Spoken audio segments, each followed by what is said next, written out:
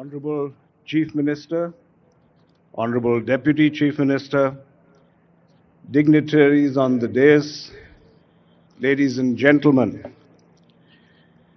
Gaurava Sabaku Namaskaram. Now, I'm sure many of you here today have at some point in your lives experienced a moment when suddenly the horizon of possibilities opened up in front of you. And I believe that nations and states also experience such moments.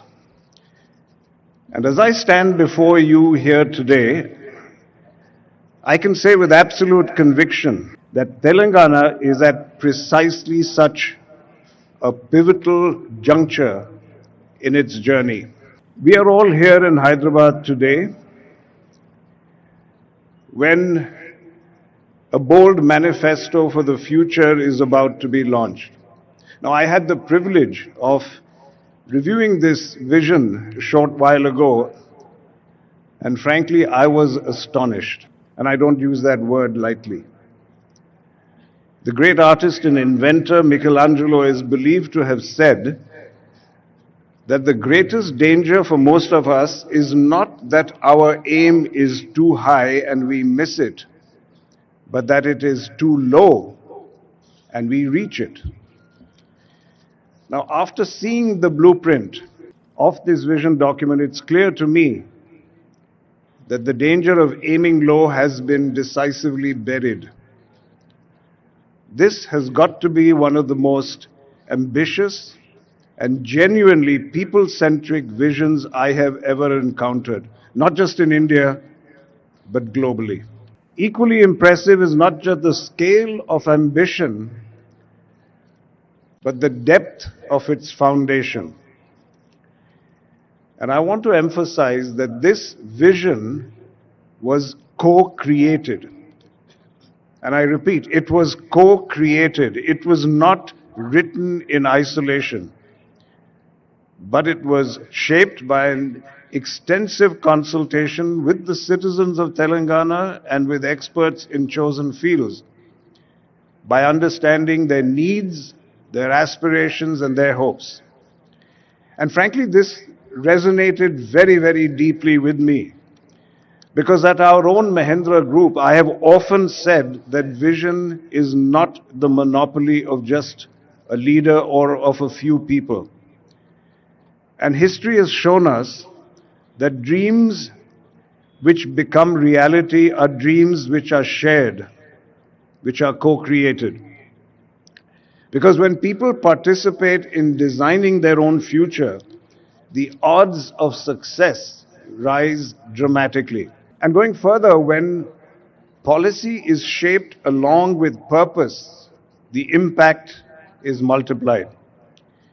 And so I was so pleased to see that this vision, which has youth at its core, women as economic leaders, and sustainability as a non-negotiable foundation, well, that's a powerful embodiment of that purpose and that belief. So I want to compliment you, Chief Minister, and to your entire team for following this very inspiring process. And at Mahindra, frankly, we are very proud to observe this journey, not just to observe it, but actually to be participants in it. One example alone, our women-led battery manufacturing facility in Hyderabad is not just a factory. It is our very own statement of belief in the future that is being built right here. And on a personal note, I'm honored to serve as the chairman of the Young India Skills University, as was mentioned earlier. Now, I have to confess, when the Chief Minister first asked me, I was very hesitant, as you will recall. And I'll be honest, at this stage in my life, I'm very, very protective of my personal time. And I had planned really to focus all my energies on Mahindra University, which is right here in Hyderabad, and on other educational initiatives that I had already committed myself to. So I was preparing myself to very politely decline this invitation to the Chief Minister. And to be honest, after spending 4 decades in business, I consider myself a reasonably tough negotiator. But I met my match. The Chief Minister listened, he smiled, and then he presented a case which made it impossible for my conscience to walk away. You clearly are someone who doesn't take no for an answer.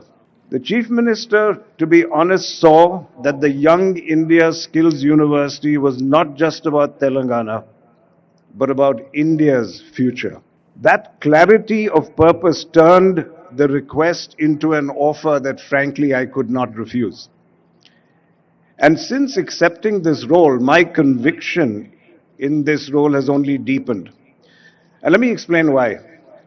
We are living through a digital tsunami.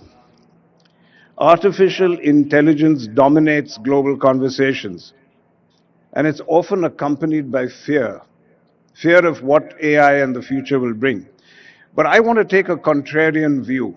I believe that the more digital the world becomes, the more valuable the human touch will be.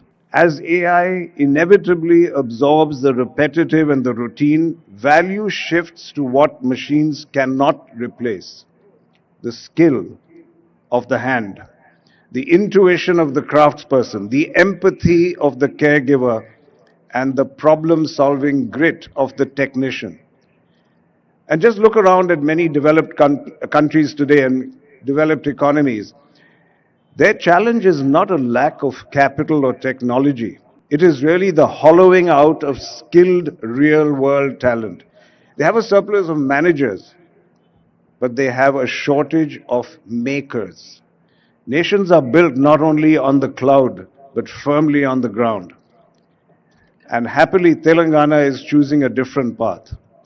Through this Young India Skills University, we are asserting that blue collar is the new gold collar. We are preparing a workforce that is not threatened by AI, but which is going to be indispensable despite AI. And to help shape such a generation, one that can serve India and a world hungry for skill, well, that's a privilege that I rank amongst my highest. So thank you, Chief Minister, for making me part of that mission. And to the people of Telangana, I must tell you, the Mahindra Group is not going to be a bystander. We will stand with you as you turn this distilled ambition of your people into prosperity. Thank you, and dhanyavad mulu.